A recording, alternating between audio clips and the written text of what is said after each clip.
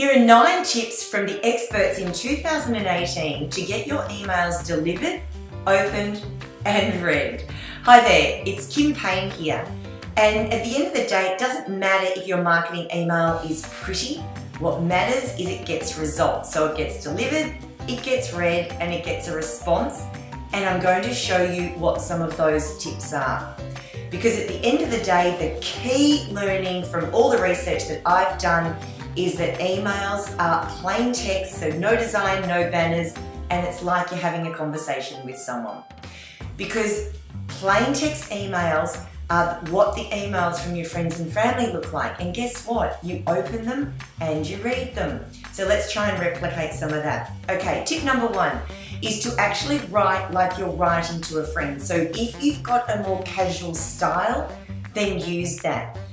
Don't try and put on some professional corporate kind of speak if that's not you. However, you need to make sure that your tone does fit with your brand. Number 2 is to make the body text scannable. By scannable, what I mean is a lot of people nowadays, when they're reading online, read from top to bottom. They scan through the content as opposed to traditional reading, which, paper-based reading, which is left to right. So in order to make your email scannable or open to those who scan, then no more than 3 lines per paragraph of text. 2 or less is actually better, and I'll show an example shortly. And use lots of spaces in between. Also, be very generous with your headings, bolding and underlining to really get the key points across, but don't overdo it. So a quick glance at this, you'll see there's bolding, there's underlining, there's a heading, and it just makes it easy for someone to scan so the sentences are broken down, there's not big chunks of text, and that's what's really important. Bullet points are also fantastic, but 3 to 5 maximum, no more than 5, and make sure that bullet points actually are containing a list. It's not just bullet points for the sake of it. Number 3 is to make your emails easy to read. By that I mean use large plain fonts, preferably around size 12 to 14.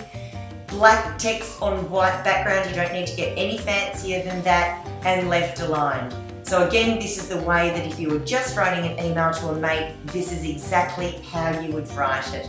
And that's how your marketing emails should be done. You won't like this one, I don't like it, but remove the banners or the headers. The key reason for this is if you're using a bulk email provider, like say MailChimp or Infusionsoft, when say anyone's got Gmail, what it does is it recognises that there's a banner or an image contained in there, and it often can send it through to the promotional tab rather than to the inbox. So as much as the banners look great, if they're going to hold back your email from being delivered to someone's inbox, it doesn't work. So in these Make It Count videos that I do, this is the banner that I've been using up until last week, and now you'll notice the email has no banner in it. Yes, it broke my heart, but it gets delivered, and that's important. Use the PS. People often, when they're scanning, scan straight down to the PS section, so make sure that in your PS is something you want either to remind them of, maybe it's something you want them to do, or something you want them to take note of. So really utilise that PS. It's not an afterthought as it has been in traditional writing. It's actually something that's really, really important. If you're going to use punctuation marks, and they certainly have a place, don't use more than 3 in a row. Use 1 or 2 only. This is what I mean. It's unnecessary, and again, a lot of our email providers are picking up on it and thinking it's spam or junk, and so it's not getting into people's email box. So just tame it down, just use 2. This is a hard one for me because I love them.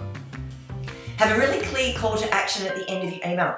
This is just, what does someone reading need to do next? Do they need to read something? Do they need to click a link? Do they need to download something? Do they need to respond to you? Whatever it is, make it really clear when I'm reading the email what I need to do next, so that I'm not just left hanging.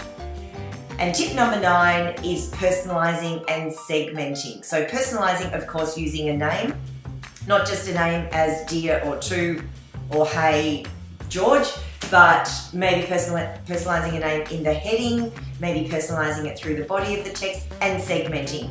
So quite a common thing in the advice space that, you don't do or send the one thing to every single person all the time. You've got different segments, different client groups, different target groups. Make sure that you're sending content to the right group at the right time. Okay, some bonus tips. Use short, engaging subject lines. So don't, try to confuse me or be too cutesy. Make it really clear what it is. Use questions or intrigue. Hey, check this out, or got a question for you. But don't try and confuse me, because if I don't get past the subject line, then I'm not going to read the email. Really, really important. And the less words you can use, the better. They do say somewhere between sort of 3 to 8, depending on which expert you're talking to. But just remember, less is better. One of my favourite quotes is, if I had more time, I would have written a shorter letter. We can all learn something from that. Bonus number 2, if you are hyperlinking something, so you want someone to click on a link that takes them somewhere else, that's cool. Don't just hyperlink the word, hyperlink a sentence. The reason is, if I'm reading this on my mobile device, it's much harder for me to get specifically on one word to click the link, much easier for me to click on a sentence like you can see down in the bottom of this slide. So great way to do hyperlinking. Just make sure you include more than one word to make life easy. And the final bonus is test it. Before you send out any marketing emails, send it to yourself first and check it on your computer, check it on your mobile device. Is it easy to read? Are any links easy? And importantly, have you followed those 9 steps that I've just outlined? So whatever you do with that, make it count.